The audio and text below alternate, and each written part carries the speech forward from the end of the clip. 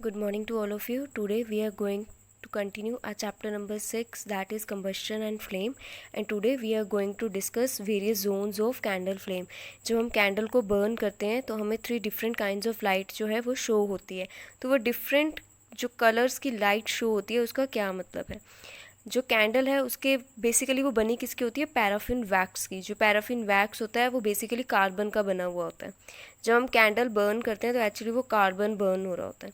तो 3 different kinds of layers जो है वो फॉर्म होती है. जो फर्स्ट लेयर होती है, ये जो सबसे डाउनवर्ड होती है, इसको बोलते हैं इनर मोस्ट जोन. और बेसिकली यहाँ पे क्या होता है, अनबर्नड वैक्स जो होती है वो प्रोड्यूस होती है. अब अनबर्नड वैक्स जो है वो क्या करेगी, ज़्यादा पॉल्यूशन कॉज नहीं करती है, ज़्यादा हॉट रीजन नहीं होता है, ऑलमोस्ट ये कोल्ड रीजन होता है. और ये क्या है, ब्लैक कलर का हमें शो होता है. इससे जो ऊपर रीजन आता है उसको हम क्या बोलते हैं, मिडल जोन, जहाँ पे पार्शियल कंबस्शन होती है. मतलब कार्बन जो है अच्छे से, थोड़ा सा अच्छे से जो जलना स्टार्ट होता है. तो वहाँ पे मिडल रीजन में क्या है कि थोड़ी बहुत स्मोक प्रोड्यूस होना स्टार्ट हो जाती है. लेकिन जो आउटर मोस्ट जोन है, ये जो आउटर मोस्ट जोन है, यहाँ पे क्या होता है, कंप्लीट कंबस्शन होती है. ये जो होता है हॉटेस्ट पार्ट होता है कैंडल का. यहाँ पे क्या है, सबसे ज़्यादा you can say that carbon monoxide produce होती है. गैसेस जो प्रोड्यूस होना स्टार्ट होती है वो इस पर्टिकुलर आउटर मोस्ट रीजन में है, जो है वो स्टार्ट होती है. तो 3 डिफरेंट जोन्स हैं जो कैंडल में प्रेजेंट होते हैं. जो आउटर मोस्ट जोन होता है वो हॉटेस्ट जोन होता है फ्लेम का. ये थिन होता है और नॉन ल्यूमिनस होता है.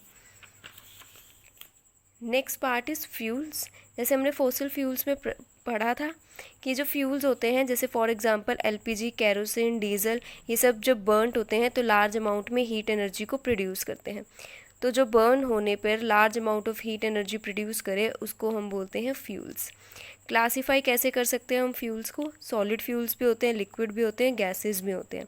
सॉलिड फ्यूल्स में क्या आ जाएंगे, कोल, कोक, यानी कि जो रूम टेम्परेचर के ऊपर सॉलिड फॉर्म में प्रेजेंट होते हैं, जिनको आप टच करो तो आपको हार्ड सा फील होता है, रिजिड सा फील होता है. तो वो क्या होते हैं, सॉलिड फ्यूल्स होते हैं. लिक्विड फ्यूल्स कौन से होते हैं, जो रूम टेम्परेचर के ऊपर लिक्विड फॉर्म में प्रेजेंट होते हैं, for example kerosene, petrol, diesel.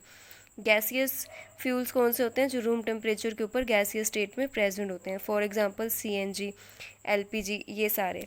Next आता है कैलोरीफिक वैल्यू. कैलोरीफिक वैल्यू का मतलब होता है कि अगर आपने 1 kg एक ऐसे सब्सटेंस को बर्न किया है जो कंबस्टेबल है, मतलब जो जल सकता है, इजीली फायर को कैच कर सकता है, ऐसे सब्सटेंस को अगर 1 kg के अमाउंट में हमने हीट आग लगाई है उसको, उसमें से क्या है, हीट प्रोड्यूस होगी. तो कितने अमाउंट में हीट प्रोड्यूस हुई है वो होती है उसकी कैलोरीफिक वैल्यू.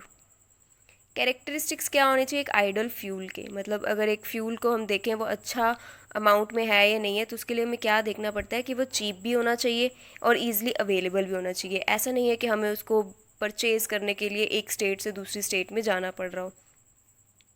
और क्या है, वो बहुत स्मूथली बर्न होना चाहिए.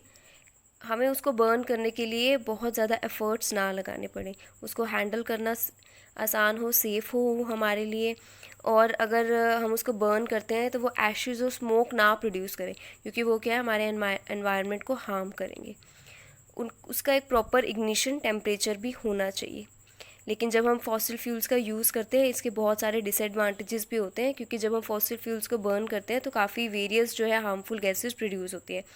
फॉर एग्ज़ाम्पल, अगर इनकम्प्लीट सप्लाई ऑफ ऑक्सीजन में फ्यूल्स को बर्न किया जाता है तो उस टाइम पे कार्बन मोनोऑक्साइड प्रोड्यूस होती है, विच इज़ वेरी हार्मफुल. जब हम उसको इनहेल करते हैं तो हमारी बॉडी में जाके कार्बोक्सी हीमोग्लोबिन बन जाता है, जो कि सफोकेशन को कोज करता है और एक इंसान की डेथ भी हो सकती है.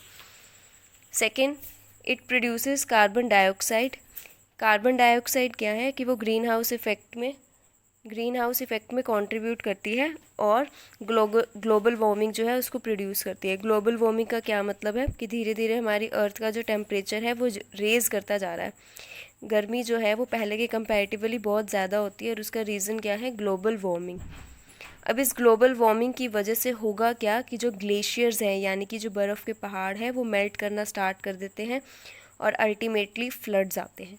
तो ये बेसिकली जो हार्मफुल गैसेस प्रोड्यूस हो रही है वो हमारे एनवायरनमेंट को पोल्यूट कर रही हैं और वेरियस जो नेचुरल डिज़ास्टर्स हो जाते हैं वो नेचुरल सिर्फ कहने के लिए है, एक्चुअली वो हमारी खुद की जो कमियां हैं और जो हम जिस तरह से एनवायरनमेंट को पोल्यूट कर रहे हैं, उन्हें हार्म पहुंचा रहे हैं, उसी का रिज़ल्ट हमें देखने को मिल रहा है।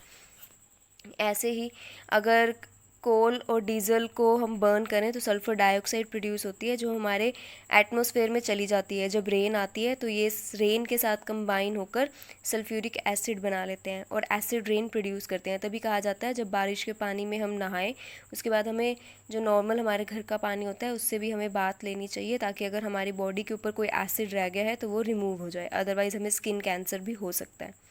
ऐसे ही वेरियस नाइट्रोजन के ऑक्साइड्स प्रोड्यूस होते हैं जो कि हमारे लिए हार्मफुल हैं, ये हमारी बॉडी में जाके हमारी बॉडी को हार्म पहुंचा सकते हैं।